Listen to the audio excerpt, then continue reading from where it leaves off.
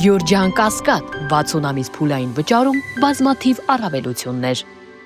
Շնորհակալություն պարոն Փաշինյան, Ադրբեջանի փոխվարչապետի այցի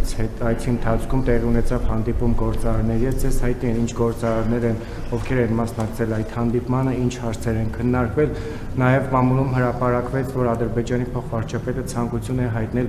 գնալ իր հայրենի գյուղ, արդյոք գնացել է, ձեզ հայտնի է դա, եւ եթե ոչ, հնարավոր է հայկական կողմը աջակցի նրան այդ հարցում, սա որպես առաջին հարց է, երկրորդ հարցը տեսեք, երբ ընդդիմադիրների վերաբերյալ գաղտնալսումների ձայնագրություններ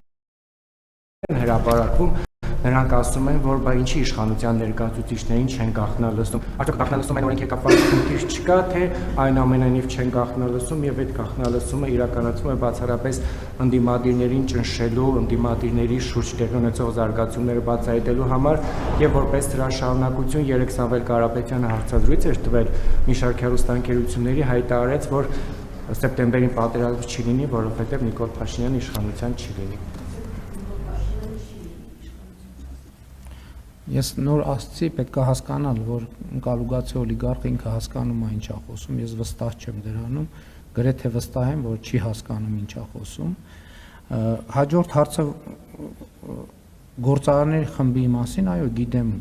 ովքեր են, բայց եթե իրանք հարկ կհամարեն, իրանք կհրապարակեն։ Ես դա այդ թվում ձեզ հայտնի պատճառներով մարդկանց բուլինգի որոշ լուսանցքային խմբակների կողմից չի ենթարկելու համար, եթե չի հրապարակվել, ուրեմն չի հրապարակվել։ Ինչ վերաբերում է պարոն Մուստաֆաևի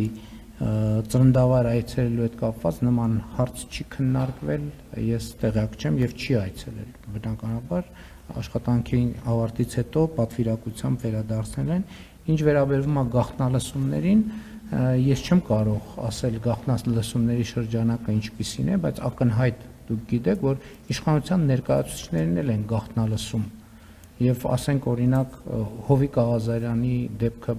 ոնց բացահայտվեց, այլ բան, որ այդ գաղտնալսման եւ քրեական հետապնդումից հետո արդեն դառնում են